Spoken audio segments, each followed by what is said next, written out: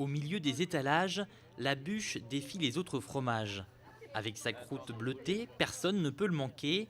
Ici, le Sainte-Maure de Touraine est une star et chacun le déguste à sa façon. Ça dépend de l'humeur. Parfois c'est tout frais, parfois c'est mi-sec et parfois tout sec.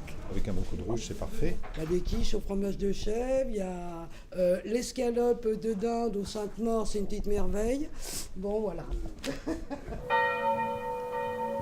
Pour percer les secrets de fabrication, il faut se lever tôt. Il est 7 h du matin à Sainte-Maure. C'est dans cette région qu'est fabriqué depuis le 7e siècle le fameux fromage. Allez. Jean-André Roy est l'un des 4 fermiers de la commune. Chaque matin, c'est le même rituel. Il faut nourrir et traire ses 130 chèvres.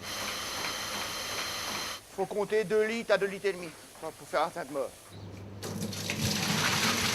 2 litres de lait pour 250 grammes de fromage.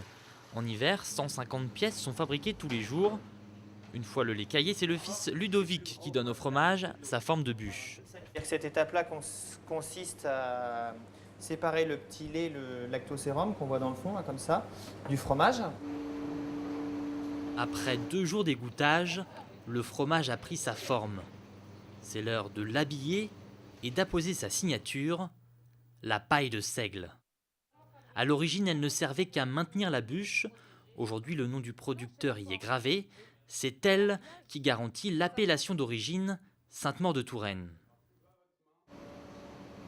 Pour finir, la bûche est roulée dans la cendre qui donne l'aspect final au fromage. Un savoir-faire enseigné par la belle-mère de Nadège. Les fermes, les exploitations agricoles avaient un petit élevage de chèvres. Et les femmes fabriquaient le fromage et ça leur faisait donc un revenu supplémentaire. Avant d'être commercialisé, le fromage est affiné pendant 10 jours. Plus il est vendu tard, plus il a de goût. Ça, c'est à demi-sec. Et après, au bout de 3 semaines, il est déjà sec.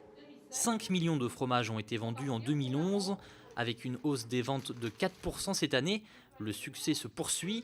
La bûche tourangelle s'exporte de plus en plus loin, en Europe, au Québec et jusqu'en Chine.